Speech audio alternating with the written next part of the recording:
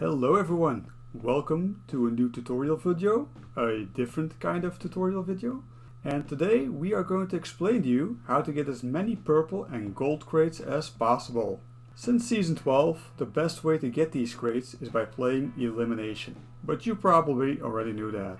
Of course, there's always a chance that you get an elimination crate instead of a gold or purple one, and most people actually want to avoid that. Now, I'm not saying that elimination crates are bad. If you are a new player, elimination crates are actually the best way to acquire schematics for weapons and consumables, and you will want to get those as quickly as possible. But if you are an experienced player, then you have no need for these, and you are better off with a gold or a purple crate. I'm not going to go too deep on why elimination crates are worse than purple and gold crates. If you look at what you get from them, it will become pretty obvious that purple and gold crates give you better stacks of weapons and resources. Now, the trick to getting all these crates in elimination depends on your score, as you have probably already noticed. But exactly how many points do you need for which crate? Well, that's what we are going to cover here today, and a little bit extra. If you want to be sure of obtaining a good crate, then you need to win. Winning a game gives you an extra 3000 points on top of what your team has already obtained.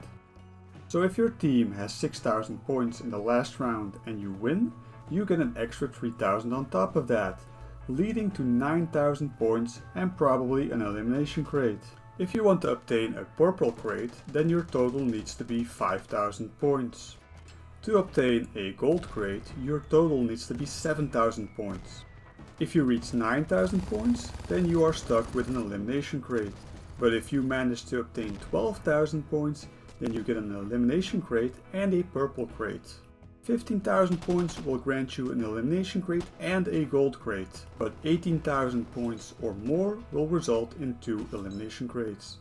So it's important to remember these numbers and always do a little quick math as you are playing, solo or in a team. Unless you need schematics, you want to avoid the elimination crate as much as possible. And thus you want to avoid falling into that 9 to 12,000 point area. That's why some teams will lose rounds on purpose, so they can boost their score and get out of that 12k area and get a purple crate with an elimination crate as a bonus.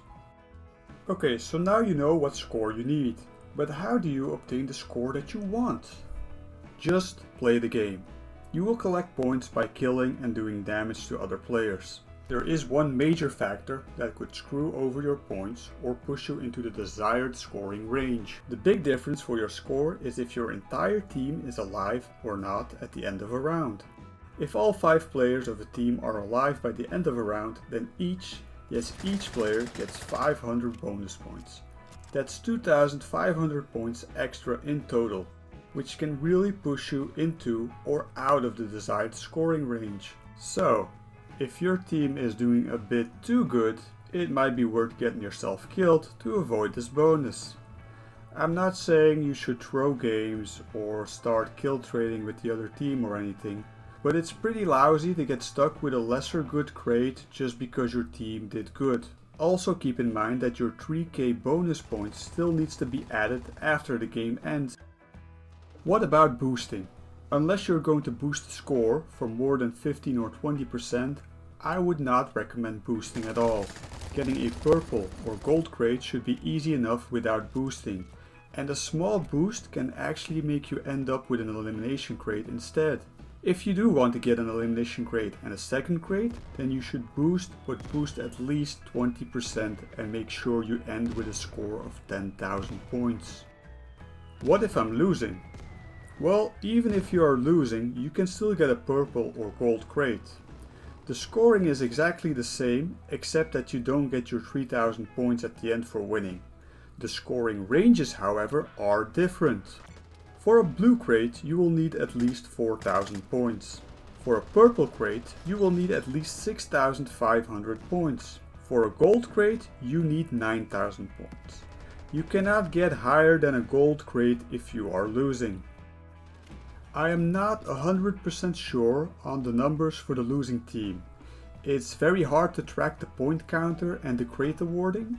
The counting of the points goes faster than the bar animation does, and even on a slow motion view it took a while to pinpoint these numbers. But I think I am 95% sure of these numbers for the losing team, and for the winning team I am 99% sure of these, no doubt about it. Except for the double elimination crate, I did not have the privilege of getting such a high score that often. So, if you didn't know about these scoring ranges before, now you know. And you can influence these even if you are playing with a full team of random people. This isn't just for teams. If you are the MVP of your team, you can push harder to make sure your team stays alive. Or you can use a bandage on a teammate to make sure he survives. You can capture the flag while your team is still 100% and they are engaging the remaining enemies. But remember, you can also just get yourself killed to avoid that 2500 point bonus. And that's pretty much everything you need to know about the scoring in Elimination. Knowledge is power, and with this information you now have more control over what grade you can get. So I hope this was useful and helpful. And good luck out there, and don't forget to have fun. See you guys next video. Bye!